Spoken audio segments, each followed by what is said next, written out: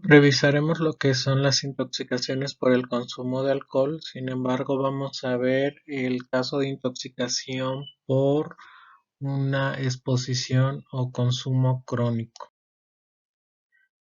Como ustedes pueden ver en la siguiente tabla, pues existen una gran cantidad de bebidas alcohólicas, las cuales van a variar en la concentración de alcohol. Y pues como ustedes saben, generalmente se representan como porcentajes y en el otro lado de la tabla pues observamos la cantidad en gramos. En este caso pues vemos que lo que son cervezas tienen las concentraciones de alcohol más baja. Sin embargo, algunas otras bebidas que son consideran como licores fuertes, como la ginebra, el coñac, el whisky, tienen concentraciones superiores. La cantidad de alcohol que se ingiere va a estar muy relacionada con el efecto que tengamos. Sí, y aquí algo que deben ustedes de tener en cuenta, chicos, es que si todas se basan en que contienen etanol, es un tanto el mito, el que dice que si consumimos quizás licores como son whisky o vodka son menos dañinos en comparación con lo que es la cerveza o algunos otros bebidas alcohólicas que tienen un grado de alcohol más bajo. Recuerden, nos podemos exponer de una forma aguda cuando en una cantidad, perdón, en un tiempo bajo tenemos una gran exposición o nos exponemos a una gran cantidad igual en un corto periodo de tiempo o una exposición crónica, la cual consumimos poco, pero llegamos a tener un consumo por año y demás.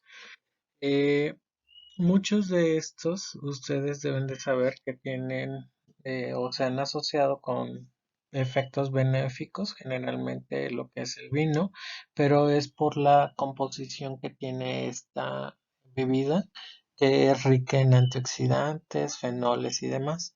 Sin embargo, pues como vamos a ver, eso no le exime del efecto tóxico que pudiera desencadenar. Aquí tenemos los diferentes procesos que tendríamos en una intoxicación de tipo aguda, es decir, cuando en un corto periodo de tiempo tenemos una gran concentración de alcohol.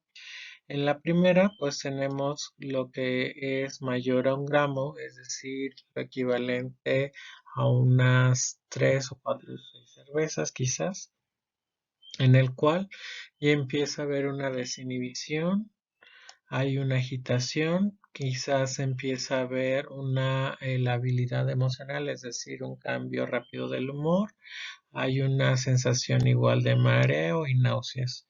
Cuando ya existen 2 gramos, pues empieza a haber un malestar en general, ya no somos capaces de mantener una conversación coherente, hay incoordinación motora, somnolencia y demás.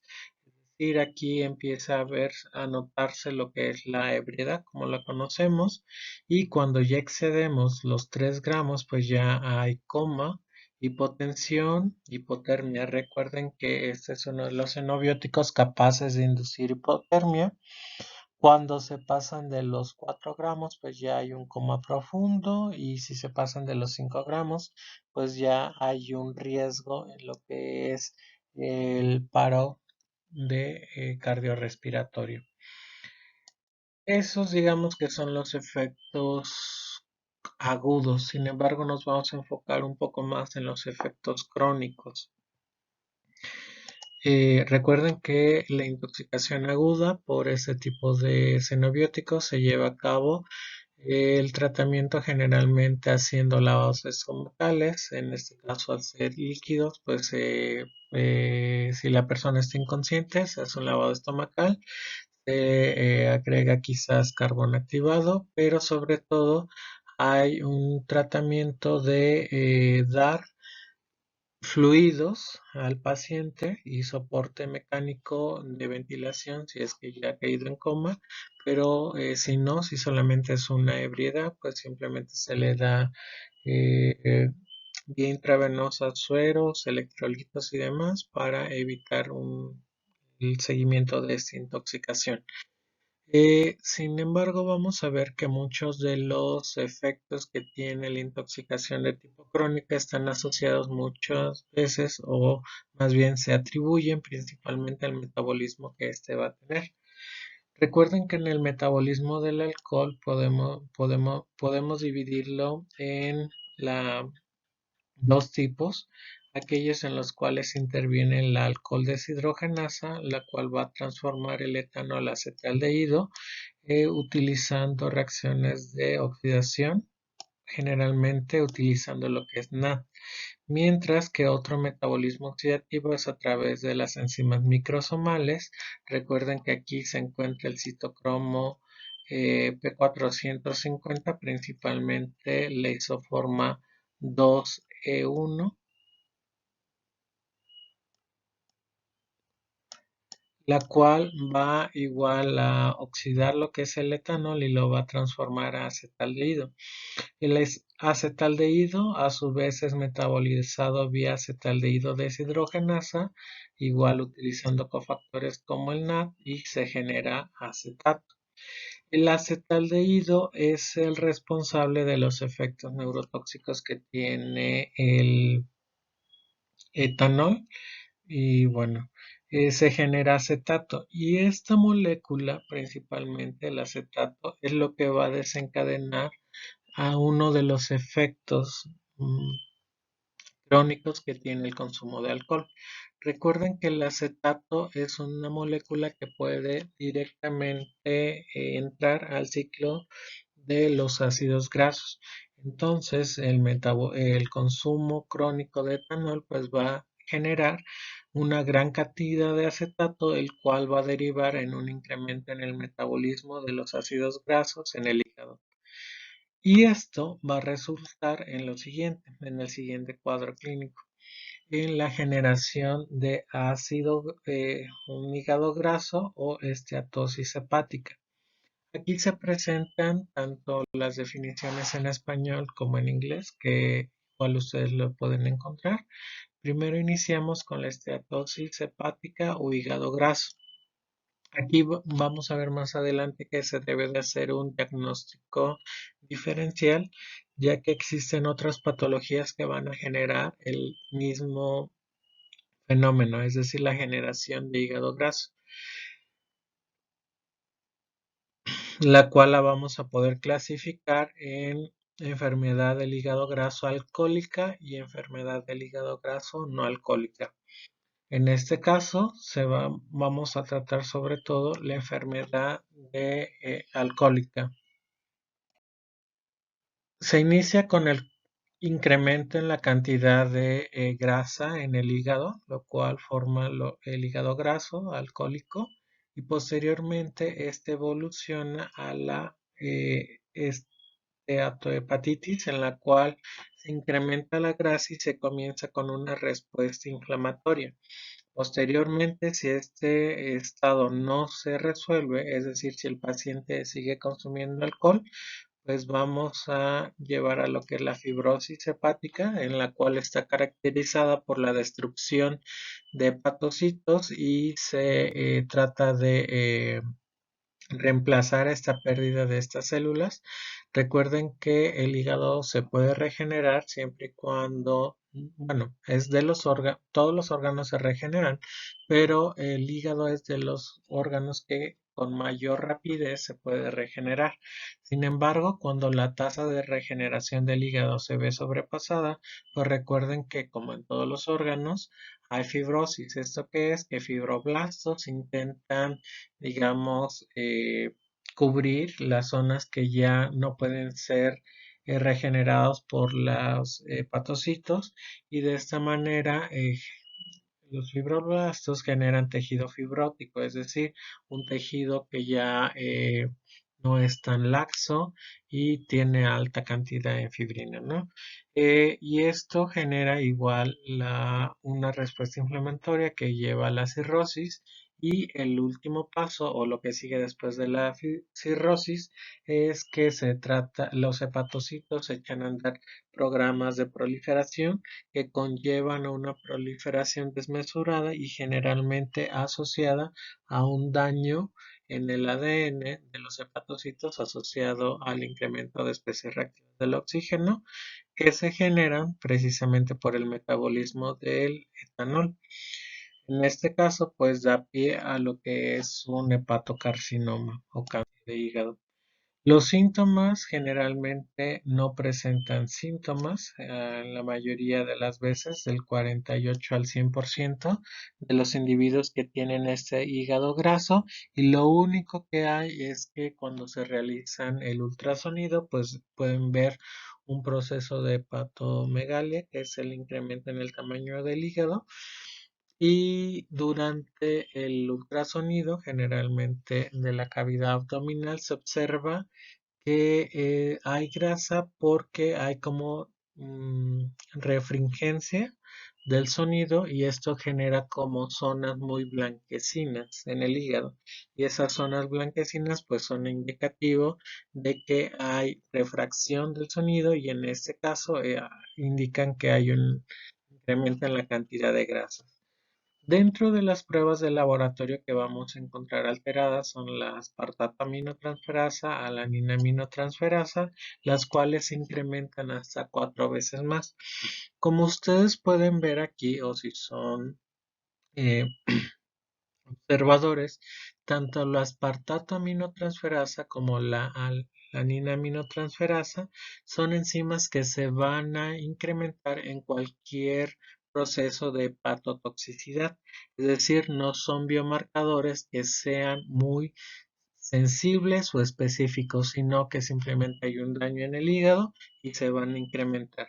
También vamos a ver un ligero incremento de lo que es la fosfatasa alcalina y un claro y evidente incremento de la enzima gamma transferasa, la cual ya habíamos visto en sesiones anteriores, se considera como un modelo que al menos cumple 3 de los 5 criterios que hacen ser considerados a un analito como un biomarcador.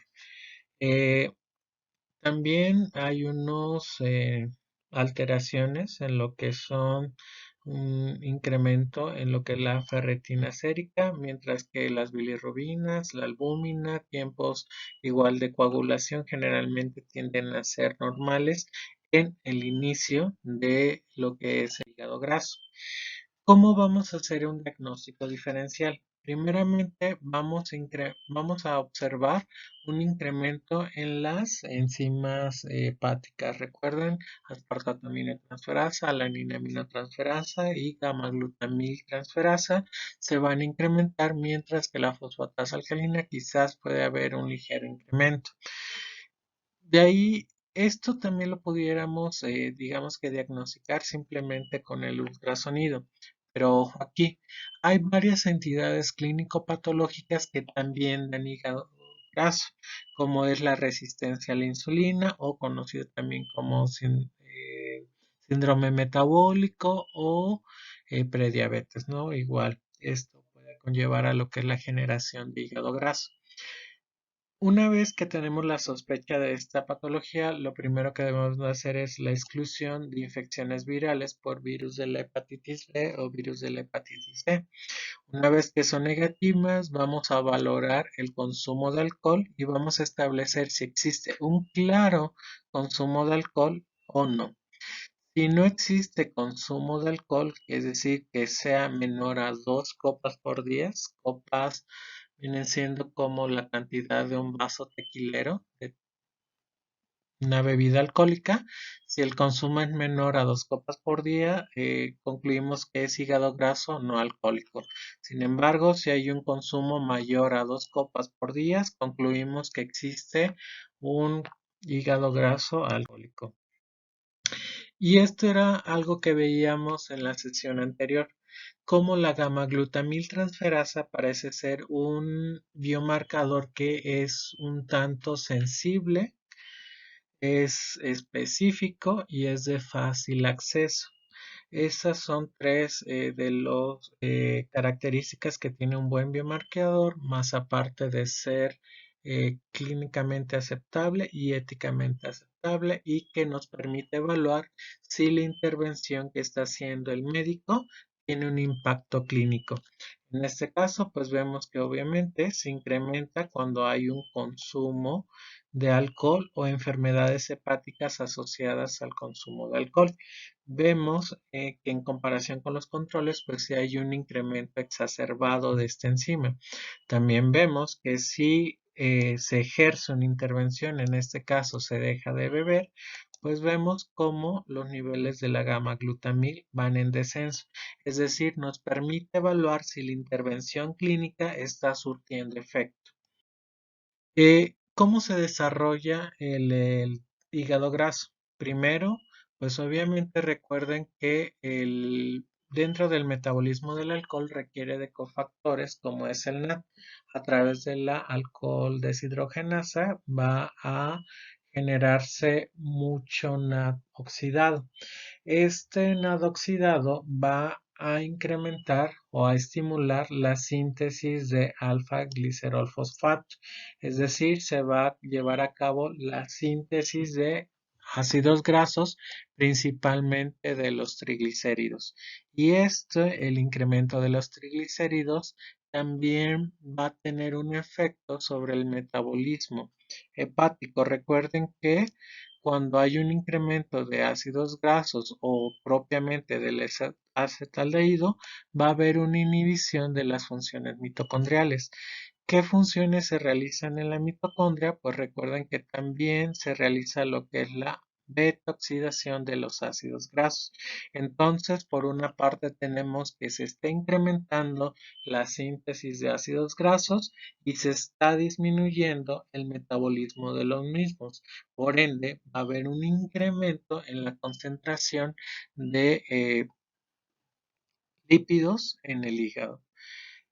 Hasta aquí esto puede ser revertido, es decir, si el paciente deja de consumir alcohol, pues obviamente ya los niveles de NAD NAD oxidado van a disminuir, va a haber una disminución en la síntesis de triglicéridos, va a haber una recuperación de la función mitocondrial hepática y se va a llevar a cabo el metabolismo correcto de los lípidos. Digamos que hasta ahí vamos, es un paso que puede ser revertido. Si esto no ocurre, si el paciente sigue bebiendo, pasamos al segundo hit. En el segundo hit, lo que les describí fue el primer hit. En el segundo hit ya empieza a ver lo que es un incremento en lo que es la oxidación de algunas biomoléculas. Recuerden que el citocromo P450 o la alcohol deshidrogenasa o el acetaldehído deshidrogenasa van a generar varios radicales libres. Esos radicales libres pues pueden interaccionar con algunas moléculas o con el propio oxígeno molecular y formar especies reactivas del oxígeno que van a conllevar a la oxidación de macromoléculas como son proteínas, lípidos y DNA.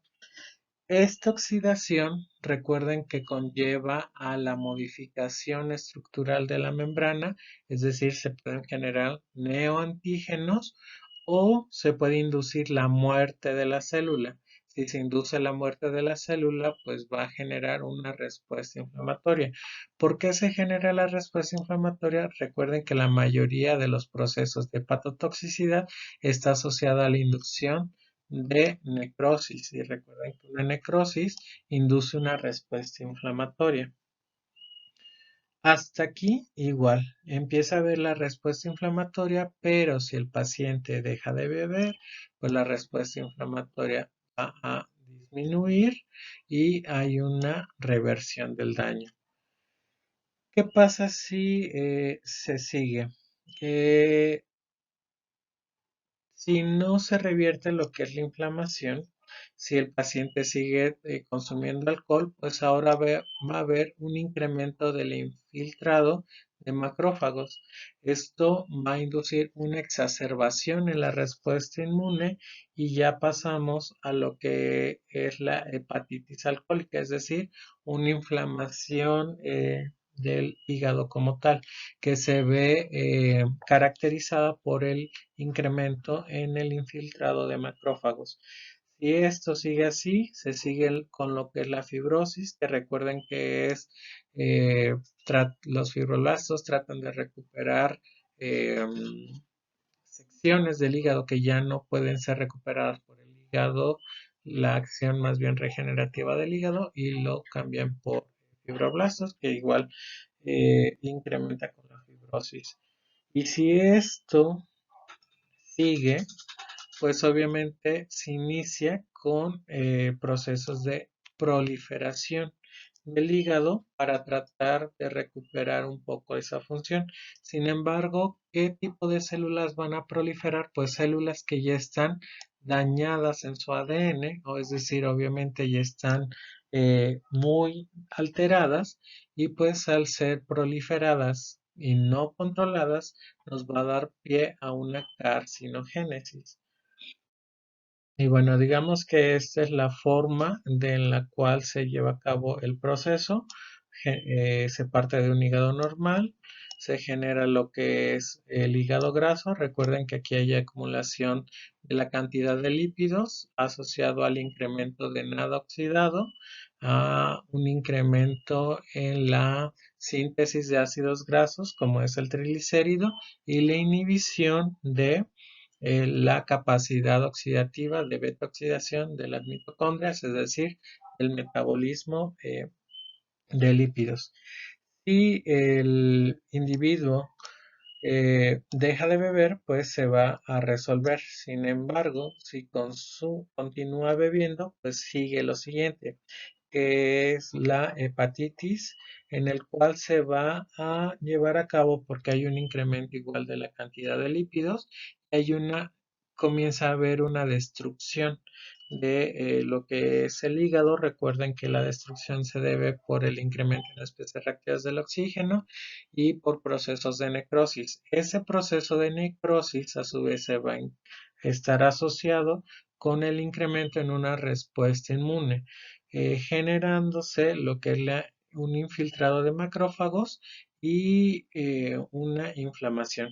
Igual, si en este punto en el cual ya hay inflamación, el paciente deja de beber, pues obviamente se va a resolver esta patología y al momento de resolver vuelve al hígado graso.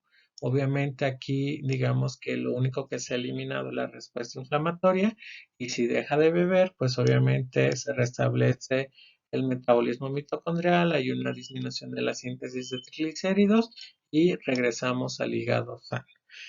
Pero si no se resuelve, pues obviamente empieza a lo que es la cirrosis, en el cual se lleva a cabo por la destrucción del hígado. Vean que aquí es lo que se nos está representando en este esquema. Hay una destrucción del hígado, hay un incremento en los infiltrados de macrófagos y también hay un incremento en lo que es la fibrosis. Y esto continúa, yo les comentaba que se llega a lo que es el hepatoma o hepatocarcinoma, porque los hepatocitos se comienzan a echar a andar programas de proliferación con la función, o más bien para tratar de compensar la función de las células que se han destruido. Sin embargo, las células que proliferan son células que están muy dañadas en su ADN y van a generar lo que es hepatocarcinoma. O puede existir una esclerosis de lo que son las arterias o venas que irrigan el hígado, que también puede ocurrir, después llevar a cirrosis y hepatoma. Y vean, estas son las características que tiene el hígado graso. Aquí vemos igual cada una de estas es un depósito de grasa y pues acá vemos lo que es la cirrosis y aquí este nodo nos representa lo que es la carcinogénesis. Bueno, chicos, esto fue todo por el tema de intoxicaciones por etanol, principalmente la forma de intoxicación crónica.